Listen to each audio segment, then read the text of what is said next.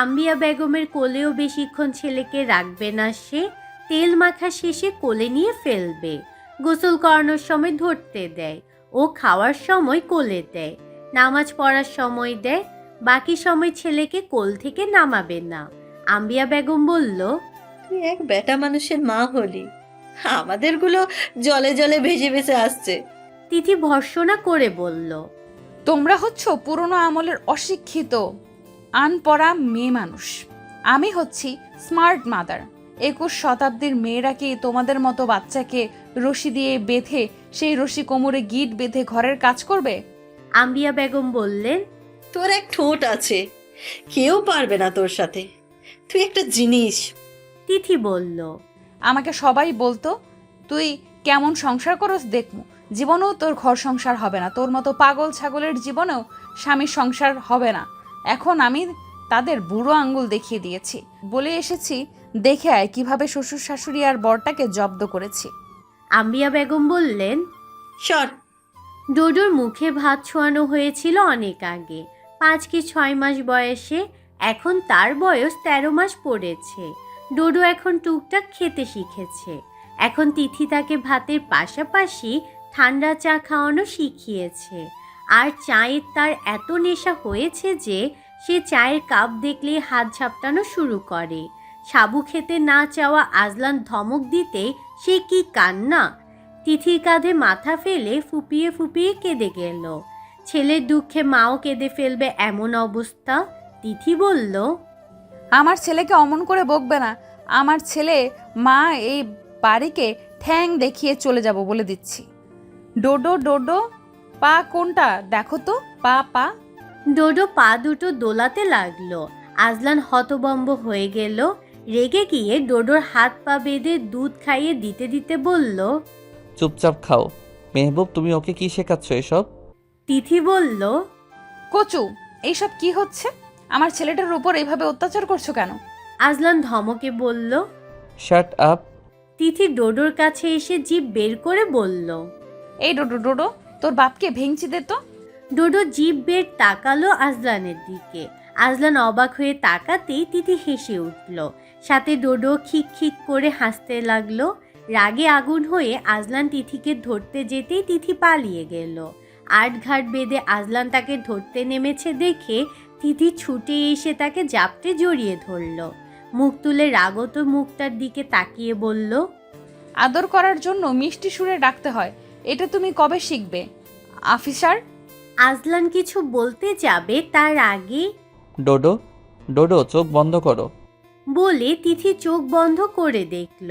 ডোডো তার দেখা দেখি চোখ বন্ধ করতেই তিথি আজলানের মাথা টেনে গালে ঠোঁট চেপে চুমু খেয়ে বলল, ডোডো চোখ খোলার আগে আমার পাওনাটি দিয়ে ফেলো বস। তুমি তো আবার ঋণী হয়ে থাকতে চাও না। আগামী 7 দিনের মধ্যে ওর চায়ের নেশা কমাবে, নয়তো তোমাকে আমি বাড়ি থেকে সোজা বের করে দেব। সাথে ডোডোকে ফ্রি, ঠিক কি না? জোরে বলো ঠিক ঠিক। ডোডো ঘুম থেকে ওঠা মাত্রই কোলবালিশ ধরে উঠে বসেছে। তারপর হাত দিয়ে চোখ কচলাতে কচলাতে কেঁদে তার মাকে ডাকলো। তিথি এসে তাকে কাঁদতে দেখে বলল, আমাকে জ্বালাতে উঠে বসেছে। তোর চোখে কি ঘুম নেই ডোডো? ডোডো হাত বাড়িয়ে দিল মায়ের দিকে। কোলে নেওয়ার আবদার জানিয়েছে। তিথি কোলবালিশ নিয়ে ফেললে ডোডো ঢলে পড়ে গেল বিছানায়। পড়ে যাওয়ায় কেঁদে উঠলে তিথি তাকে ভ্যাঁ ভ্যাঁ করে উপহাস করল। মায়ের উপহাস করা দেখে রাগে দুঃখে জোরে জোরে কাঁদল ডোডো। আম্বিয়া বেগম দরজার ধাক্কা দিতে দিতে বলল, আমার নাতিটারে এত কাঁদাচ্ছিস কেন রে? ডোডো আরো জোরে কাঁদ। আজ তোর বাপ এলে বলবি তোমার বউ আমাকে মারছে, বলবি তো? তুই তো বোবা, বলবি কিভাবে? কান্না করায় ডোডোর চোখ লাল হয়ে গেল। তিথি কোলে তুলে দু গালে আদর করতে করতে বলল, ওলে ওলে বাবালে, তুই দেখছি আমার চাইতে কম ঠং জানিস না ডোডো। ছেলেকে আদর করতে করতে হাসতে লাগলো তিথি। বলল, আয় যা, চা আনো তো, আমার ছেলের জন্য মগ ভরে চা আনবে। ডোডো এদিক ওদিক তাকালো। তিথি হেসে বলল, ওরে চালাক রে, তুই এমন চা খোর কেমনে হলি রে ডোডো? তোকে চা খাওয়ানো যাবে না আর। আমি চা চামচ আর দুধ কিনতে গিয়ে ফকির হয়ে যাব পরে। আমার জামাইয়ের টাকা পয়সার প্রতি আমার একটা দরদ আছে। ডোডো গাঝাড়া মেরে মাকে হাঁটার জন্য ইঙ্গিত দিল। দরজার দিকে আঙ্গুল দিয়ে দেখিয়ে দিল। তিথি বলল, পারবো না হাঁটতে। তুই আমাকে পেয়েছিসটা কি? আমার গায়ে ভীষণ জ্বর ডোডো। তোর কাপড় চোপড় ধুতে ধুতে আমি শেষ হয়ে যাচ্ছি। তুই আমাকে এত জ্বালাস কেন? ডোডো মায়ের মুখের দিকে তাকিয়ে রইল। তিথি তার নাকে টুপ করে আদর দিয়ে বলল, হা করে কি দেখছিস? তোর মা কালো, তাই তো? ডোডো হাসলো। তিথি বলল, ওমা আবার হাসে।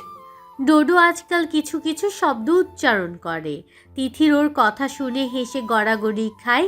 ডোডো ড্যাব ড্যাব করে মায়ের দিকে তখন চেয়ে থাকে। তিথির এই কয়েক মাস ডোডোকে নিয়ে সময় কেটে যাচ্ছে। আজলান বাড়িতে একদম সময় দিতে পারেনি।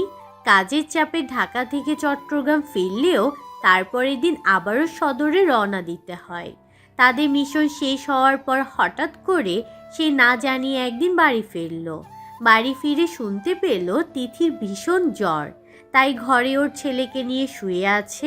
আইজা বলল, বাবুও ঘুমিয়েছিল, তাই ওর মায়ের পাশে শুয়ে দিয়ে এসেছি। আজলান ঘরের দরজার সামনে দাঁড়াতেই দরজার ফাঁক দিয়ে দেখতে পেল তিথি চোখ বুজে আছে। ডোডো উঠে বসেছে, মায়ের গায়ে হাত দিয়ে খামচে দিচ্ছে। কেন তার মা অমন করে শুয়ে আছে চোখ বুজে? এটাই তার প্রশ্ন। ওর খামচি খেয়ে তিথির ঘুম ছুটে গিয়েছিল যদিও, কিন্তু সে চোখ বুজে শুয়ে আছে। ডোডো ওর বুকে দু হাতে খামচে দিতে দিতে বলল, আম্মা তো দাও। তিথি ওর হাত সরিয়ে দিয়ে বলল, নেই, তোর বাপের কাছে যা, সারাক্ষণ শুধু খাই খাই করবে। দেব না তুত্তু। ডোডো ঠোঁট টানল, তারপর ধপাস করে মায়ের গায়ে উঠে মাথা ঠুকালো। তিথি হাসতে হাসতে বলল, তোর মায়ের খুব জ্বর ডোডো, তার উপর মারছিস? ডোডো শাড়ির আঁচলের তলে মুখ ঢুকিয়ে বলল। তো দা। তিথি হেসে উঠে তার গালে আলতো করে চট দিল। ডোডো বসে দু হাতে চোখ কচলাতে কচলাতে ফোফাতে লাগলো। তিথি বলল, আচ্ছা আচ্ছা, কান্না করে না। ডোডো বসা অবস্থায় মায়ের শাড়ির আঁচল মাথার উপর তুলে দিয়ে মুখে শব্দ করলো। তিথি ঘুমিয়ে গেল। আজলান দরজা খুলে ঘরে ঢুকতেই ডোডো শাড়ির আঁচলের তলা থেকে বেরিয়ে এসে আজলানের দিকে ড্যাব ড্যাব করে তাকালো। হেসে আবারও মায়ের বুকে মুখ ঢুকিয়ে দিল। কিছুক্ষণ পর আবারও বেরিয়ে এলো। আজলান হাত ধুয়ে এসে তার কাছে এসে বলল, মা ঘুম, আর আপনি খাওয়া দাওয়া করছেন? ডোডো তিথির গায়ের উপর উঠে শুয়ে থাকলো শাড়িটা মাথার উপর তুলে দিয়ে। আজলান সেখান থেকে টেনে কোলে নিয়ে বলল, মাকে জ্বালাচ্ছেন কেন? তো তুত্তু খাচ্ছেন? বাবা আপনার জন্য ঘোড়া এনেছে, দেখবেন। সুটকেস থেকে একটা কাঠের ঘোড়া বের করে দিল আজলান। রিমোট চেপে দিলে সেটি হুঙ্কার ছাড়ে, তারপর দৌড়ায়। আরেকবার চেপে দিলে সেটি পুনরায় ফিরে আসে। ঘোড়াটি পা তুলে হুঙ্কার তুলে ছুটতে দেখে ডোডো কি খুশি, চিল্লিয়ে উঠল হাততালি দিয়ে। তার খুশি দেখে আজলান তার গালে চেপে চেপে আদর করলো। ডোডো খেলার ফাঁকে আবারও বিছানায় উঠে গেল। আবারও মায়ের বুকে মুখ আড়াল করে শাড়িটা মাথার উপর টেনে দিল। কিছুক্ষণ পর তিথি আচমকা চেঁচিয়ে উঠল। আজলান ভরকে গিয়েছে ওর চেঁচামেচি শুনে। তিথি ডোডোকে ঠাস করে মেরে বলল, অসভ্য ছেলে, তোর কটা দাঁত ফেলে দেব আমি। পরে আজলানকে দেখে সব ব্যথা বেদনা জ্বর ভুলে গিয়ে বলল, আমার জানাজায় আসতে এত তাড়াতাড়ি কেন এসেছো? আজলান ইউনিফর্ম চেঞ্জ করতে করতে বলল। তুমি তোমার ছেলেকে নিয়ে দিব্যি আছো। ডোডোর খাওয়া তখন সম্পূর্ণ হয়নি। সে খেতে খেতে একবার মায়ের মুখের দিকে আরেকবার বাবার মুখের দিকে তাকাচ্ছে। তিথি বলল, এই ছেলেকে আমি বেচে দেব, কেউ বাদর ছেলে কিনবে কিনা দেখিও তো। আজলান বলল। বাদর বানিয়েছে কে? তিথি বলল, আমি বানিয়েছি। আর কে? আচ্ছা আচ্ছা, তুমি গোসল করে এসো, আমি খেতে দিচ্ছি। এখন ঝগড়া করব না। আজলান ডোডোর দিকে চেয়ে বলল। আগে ওনার খাওয়া শেষ হোক। ডোডো, শেষে দাঁতের জোর দেখাতে ভুলো না কিন্তু। ডোডো কি বুঝলো না কে জানে, শব্দ করলো। তিথি রেগে মেগে বলল, বাপের কথায় সায় দিচ্ছিস? তোকে আমি বেচে দেবো ডোডো। তোর মতো ছেলে আমার দরকার নেই। তোরা বাপ ছেলে দুটোই অত্যাচারী। আমি থাকবো না আর এই বাড়িতে। আজলান ফিরেছে দেখে আম্বিয়া বেগম নানান রকম রান্নার আয়োজন করেছে। আজলানের সাথে আইজার বিয়ে নিয়ে কথা বলছিল আফতাব সাহেব। আজলান আপাতত কোনো মন্তব্য জানায়নি। আফতাব শেখ জানালো আগামীকাল আইজাকে দেখতে আসবে পাত্রপক্ষ, সে যেন উপস্থিত থাকে। রাতে তিথি খাওয়া দাওয়া করতে পারেনি তেমন। বাড়িতে ডাক্তার এনেছিলেন আফতাব শেখ। ওষুধ খাওয়ার পর তিথির জ্বর আরও বেশি বেড়েছে। ডোডো খাওয়া দাওয়ার পর একা একা খেলছে। খিদে না পাওয়া অবধি আর কান্না করবে না। আইজা তাকে নিয়ে গিয়েছিল কোলে করে। ফুপির সাথে তার দারুণ ভাব। আম্বিয়া বেগমের চোখের মণি সে। এখন কথা বলা শিখছে। সারাক্ষণ দাদ্দা দাদ্দা বলে চিল্লায়। বাবা ডাকতে বললে আব্বা। সবাই তার কথা শুনে হেসে কুটি কুটি হয়। তিথি জ্বরে উল্টোপাল্টা বকছিল। আজলান ঘরের মেঝে মুছে ঘরটা গোছগাছ করলো। সারা ঘরে ডোডোর কাপড় চোপড়, খেলনাপাতি, দোলনা ইত্যাদি মিলে হজবরল অবস্থা। সব গোছগাছ করতে করতে সে খেয়াল করলো তিথি মাথাটা পর্যন্ত তুলতে পারছে না। মাথাটা পানি দিয়ে ধুয়ে দিল সে। তারপর মুছে দিতে দিতে বলল, ইচ্ছে মতো পানিতে গা চুবিয়ে রেখেছিল বাথটবে, তাই না? তুমি এতদিন পরে এসে আমাকে বকছো কেন গো? আজলান ধমকে বলল। আমার প্রশ্নের অ্যান্সার দাও মেহবুব। তিথি বলল, জ্বর তোমার হয় না? না, হয় না। ডোডোরও যদি এমন হয়, বাচ্চাটার কি হবে তখন? তিথির মাথাটা তার বুকে ঠেকালো, বলল, আমার ডোডো অনেক শক্তিশালী। ওর বাহু তোমার চাইতে মোটা হবে, বুঝেছ? ওর মায়ের বুকের দুধে কত ভাইটামিন আছে জানো? আজলান বলল। ডাক্তার কি বলেছে? বলেছে আজ মরেও যেতে পারি। আজলান তাকে বুক থেকে সরিয়ে দিয়ে বলল, সবসময় ফালতু কথা বলবে না মেহবুব। ডোডোর কথা ভাবো এসব বলার আগে। ফালতু মেয়ে মানুষ। তিথি বিছানায় ঢলে পড়ে বলল। ডোডোকে তুমি রেখো, আমি চলে যাব। আজলান বলল, আরেকবার এসব ফাউল কথাবার্তা বললে সোজা ঘাড় ধাক্কা দিয়ে বের করে দেব। ধুর বোকা লোক, আমার বাপের বাড়িতে যাওয়ার কথা বলছি। এতদিন যাওনি কেন? এখন আমি চলে এসেছি, আর যেতে পারবে না। আইজা ডোডোকে নিয়ে এলো। সে মাকে খুঁজছে। আজলানকে দেখে কোলে ঝাঁপ দিয়ে বলল, আম্মা, ওই তো ওখানে। ডোডো চোখ কচলাচ্ছে, তার মানে ঘুমাবে। আজলান পিঠে কাঁধে মাথা রেখে হাত বুলিয়ে দিল। ডোডো কিছুক্ষণের মধ্যে ঘুমিয়ে গেল। ডোডো ঘুমিয়ে যেতে আজলান তাকে দোলনায় রেখে বলল, দেখি থার্মোমিটার দাও, জ্বর কতটুকু দেখতে হবে। তিথি থার্মোমিটার জিহবার নিচে দিল। আজলান জ্বর চেক করে দেখলো 100। আইজা বলেছে ওর গায়ে 102 জ্বর ছিল। একটু কমেছে দেখে আজলান নিশ্চিন্ত হলো। বিছানার বেডশিট আর বালিশের কভার চেঞ্জ করার জন্য একটা চেয়ারে বসিয়ে দিয়েছিল তিথিকে। তারপর বিছানো শেষে তিথিকে কোলে করে ওয়াশরুমে ঢুকিয়ে ব্রাশ করালো। তিথি তার গায়ে ঠেস দিয়ে দাঁড়িয়ে ব্রাশ করছিল। তারপর ফেস ওয়াশ দিয়ে মুখ ধুয়ে দিল। এলোমেলো চুলগুলোতে চিরুনি চালিয়ে বলল, অপরিচ্ছন্ন থাকলে রোগ জীবাণু আরো বেশি আক্রমণ করে মেহবুব। এখন বলো কেমন লাগছে? তিথি তাকে বুকে মাথা ফেলে বড় করে শ্বাস ফেলে বলল, খুব ভালো, তুমি এসেছো তাই আমি সুস্থ হয়ে গিয়েছি। খুব কিন্তু দুর্বল লাগছে। তুমি না থাকলে আমি বোধহয় মরেই যাব। আজলান তাকে কোলে নিয়ে বিছানায় নিয়ে এলো, শুয়ে দিয়ে বলল, জ্বর উঠানামা চেক করতে হবে। যদি জ্বর কমে তো ভালো, না কমলে সোজা নিয়ে যাবে চেম্বারে। ডোডোকে আমার পাশে দাও। আজলান ডোডোকে তার পাশে এনে দিল। ঘুমন্ত মুখটাতে আদর করে বলল, ওর মুখে আঁচড় কিসের? রাগ করে নিজের নখ দিয়ে নিজেই আঁচড় দিয়েছে। বাপের মতো হাড় বজ্জাত হয়েছে কি এমনি বলি? এইটুকুন বেটা, অথচ কত রাগ তার। তোর বাপের বউ থেকে গেছে কষ্ট করে, তোর বউ একদিনও থাকবে না দেখিস। আমি ভালো শাশুড়ি হব। তুই তোর বাপের মতন হলে তোর বউকে দিনে দিনে দিয়ে আসবো ওর বাপের বাড়ি। চুপ, অযথা বকছো তুমি। ওর ঘুম ভেঙে যাবে। তিথি দেখলো ও ঠোঁট ফুলিয়ে ঘুমাচ্ছে। ফোলা ঠোঁটে চুমু খেয়ে বলল, আমার সোনা রে, ঘুমালে তোরে কত আদর লাগে। আজলান বলল, ননসেন্স। ওকে ঠোঁটে চুমু দিতে বারণ করেছি মেহবুব, এসব ভালো না। তুমি যে দাও। কখন দিয়েছি? আমাকে দাওনি। আজলান দাঁত কিরমির করতেই তিথি বলল, নিজে দিলে দোষ নেই, আমি দিলেই দোষ। আমি আমার সোনাটাকে জড়িয়ে ধরে ঘুমাই। ছেলেকে জড়িয়ে ধরে ঘুমিয়ে গেল তিথি। আজলান ডিম লাইট জ্বালিয়ে দিয়ে ঘুমিয়ে পড়ল।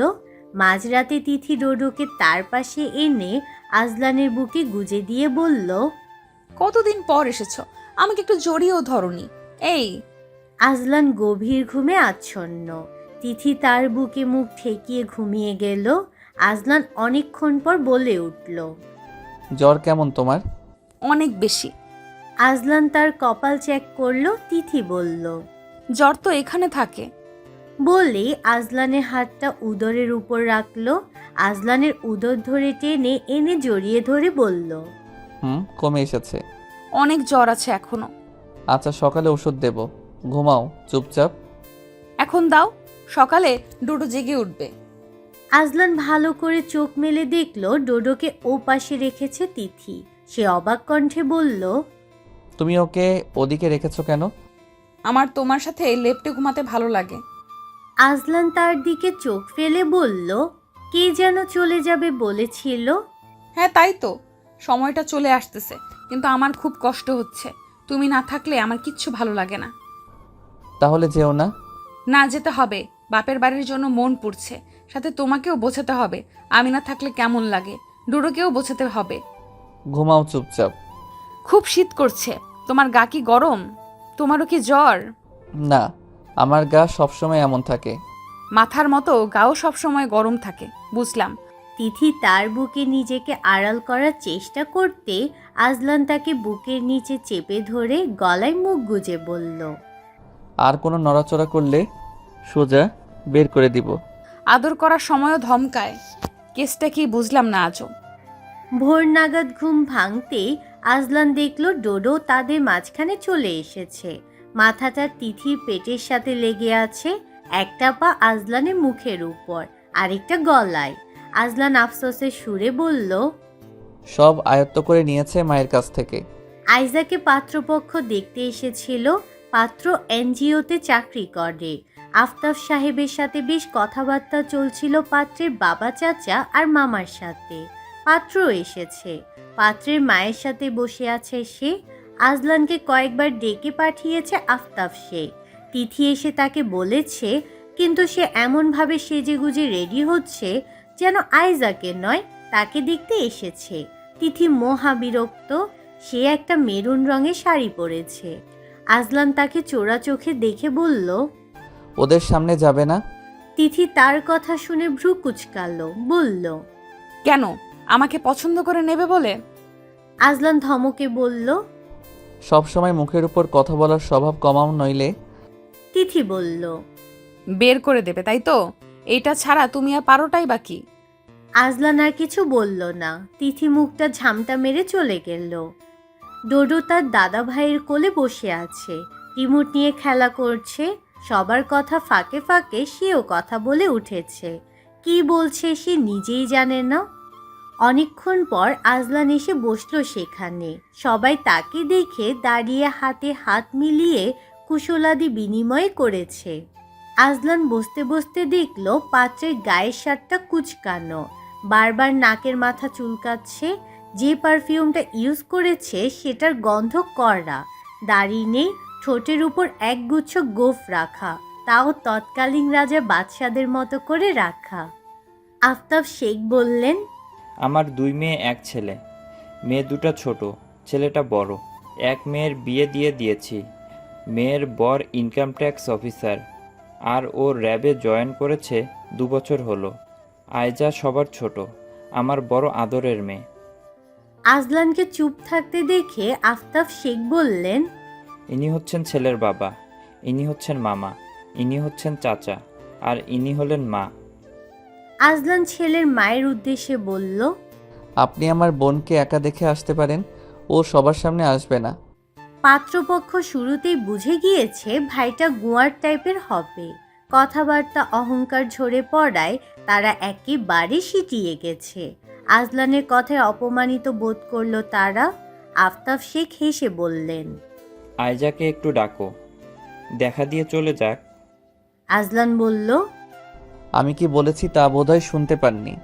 আফতাব শেখ ছেলের উপর ক্ষুব্ধ হলেন। তিনি তা চেপে রেখে মলিন হেসে পাত্রের মায়ের উদ্দেশ্যে বললেন, আপনি দেখে আসতে পারেন, আমরা কথাবার্তা এগোই। রমলা চাচি এসে পাত্রের মাকে নিয়ে গেল। সবাই কথাইগুলো আজলান শুধু চুপচাপ শুনল। আইজা কাঁদতে কাঁদতে শাড়ি পরেছিল। আম্বিয়া বেগম চর মেরেছিলেন সকালে। মা মেয়ের মধ্যে তিথি তখন নাক গলায়নি। আম্বিয়া বেগম ওকে কাঁদতে দেখে বললেন,